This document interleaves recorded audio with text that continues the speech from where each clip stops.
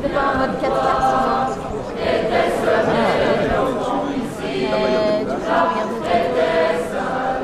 Il m'a dit si jamais il y a quoi que ce soit, j'aurai de l'assurance et on a une assurance.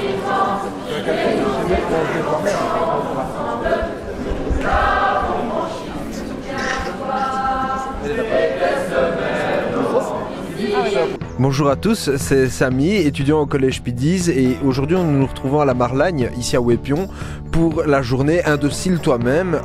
C'est une réunion interprofessionnelle où seront abordées plusieurs thématiques, et donc nous allons faire un petit reportage pour présenter tout le déroulement de cette journée. Alors voilà, nos camarades sont ici pour noter la présence de tous ceux qui vont participer aux différents ateliers.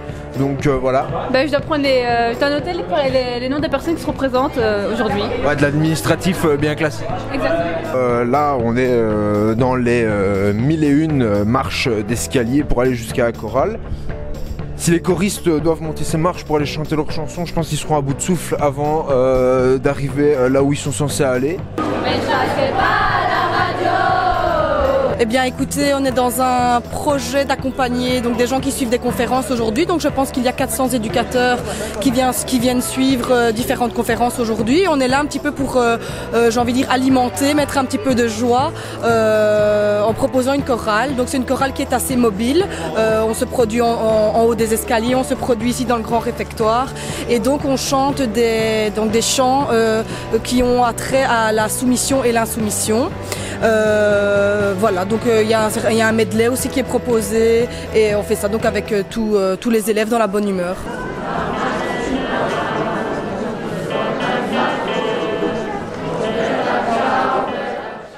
Ciao, ciao, stamattina mi sono alzato e ho trovato l'invaso. Oh partigiano, portami via. Bella ciao, bella ciao, bella ciao, ciao, ciao. Partigiano, portami via, che mi sento di morire. E se io muoio da partigiano, oh bella ciao, bella ciao, bella ciao, ciao, ciao. E se muoio da partigiano, tu mi devi seppellire. Je suis venu piquer un regard de curiosité, voir si les éducs, ça va être des vrais éducs ou bien des éducs... Jamais sûr. Non, on n'est jamais sûr, et puis il faut voir en vieillissant.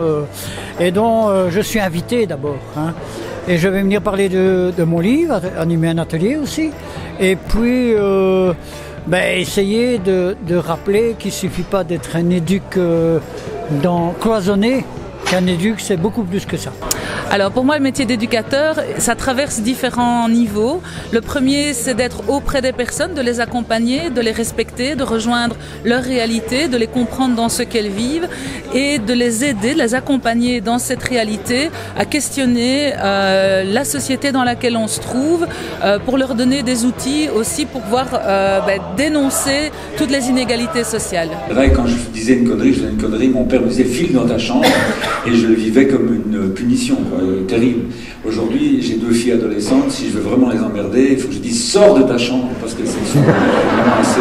Je suis venu à la demande des organisateurs pour lancer un message enthousiasmant, je pense, mais ça va pas l'être, parce que je suis pas toujours très enthousiasmant, sur le métier d'éducateur confronté aux réalités quotidiennes de notre société contemporaine. L'équipe de Riso m'a demandé de faire un atelier autour de l'écriture et l'éducateur, puisque c'est quelque chose qui me préoccupe depuis une vingtaine d'années maintenant. Donc j'ai accepté avec grand plaisir. La journée d'aujourd'hui, c'est un moment de rencontre avant tout, entre des éducateurs, mais aussi des formateurs, parfois des chercheurs, des travailleurs de terrain, des étudiants aussi. Donc c'est toujours intéressant de se retrouver. Donc oui, j'ai dit oui tout de suite. Et en plus, c'est une occasion de partager là où on en est aujourd'hui par rapport à ces questions-là. En même temps, la Marlagne, je le connais. En 27 ans, je suis peut-être venu 7 fois dans des réunions, et quand j'en avais ras-le-bol, je claquais les portes parce que je ne suis pas un type de réunion. Alors au matin ça va, l'après-midi j'allais faire un tour dans les bois, dans les petits chemins, parce que je trouve le coin merveilleux. Voilà. Que représente pour vous cette journée ici à la Marlagne? La journée le fait qu'il y ait 400 éducateurs qui se retrouvent à un même endroit pour parler d'une même chose. ou en tout cas pour écouter, mais pour s'informer, pour se former, pour réfléchir, donc voilà, pour le métier de l'éducateur, je trouve que c'est quand même vachement chouette qu'il y ait des colloques et des journées comme ça qui se déroulent, parce que ça fait bouger les choses et que ça fait réfléchir les gens. Pour suivre une formation ici au sein de la Marlagne, notamment participer à l'atelier de la sociocratie parce que c'est un mode de gouvernance dynamique qui m'intéresse. Voilà, je viens rencontrer d'autres éducateurs, je viens échanger sur ma profession et voir comment ça se passe pour les autres. On vient un petit peu expliquer qu'est-ce que c'est être éducateur dans les institutions et avoir une fonction de délégué en même temps, en parallèle. On sait que dans les institutions actuellement, il y a beaucoup d'institutions de type APC qui s'ouvrent aux frontières et il est de plus en plus difficile d'avoir une qualité de travail dans ces institutions qui accueillent des résidents français qui se tournent en boîte commerciale. Et la CNE défend justement cet aspect, les conditions du bien-être du travailleur, sans pour autant avoir un impact sur le bien-être des résidents. Et nous à la CNE on trouve ça important et comme on est ici dans le cadre justement des agents d'éducation et donc des éducateurs, on trouve important de tenir notre stand aujourd'hui et de venir parler de ça. Ça représente dans tous les cas un rassemblement d'un nombre considérable d'éducateurs. Moi je suis éducateur de formation, je pense que les éducateurs ne sont pas toujours très réputés, renommés au sein des différentes institutions dans lesquelles ils travaillent, alors qu'il faut un boulot considérable, important, et avoir une journée entièrement dédicacée à cette fonction, à cette profession me semble une très bonne idée. Et donc je l'ai déjà fait plusieurs fois je pense et je fais toujours ça avec un grand plaisir. Et j'imagine que si on me demande de revenir à chaque fois, c'est que je le fais relativement bien.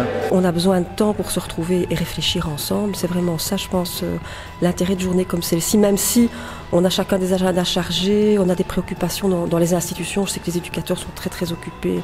Le travail est assez lourd, rude, il y a des urgences aussi, mais ces temps-ci, ce pourquoi les réservations sont vite faites, c'est ce que j'ai encore pu évoquer ce matin avec un collègue, c'est qu'il y a un besoin, vraiment de se retrouver pour avoir du temps pour réfléchir.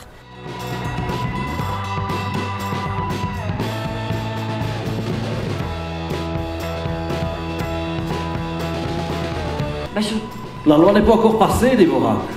Non mais, sois un peu avant-gardiste, hein, Fred. Je sais bien, mais je te signale que j'ai une carte au CDH. Évidemment, c'est ce que je te dis. Tu crois que c'est facile ou quoi?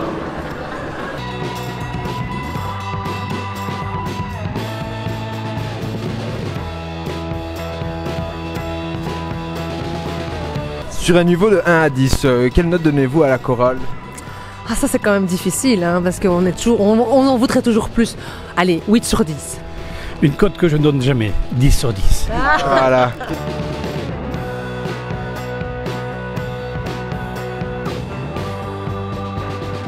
Ah,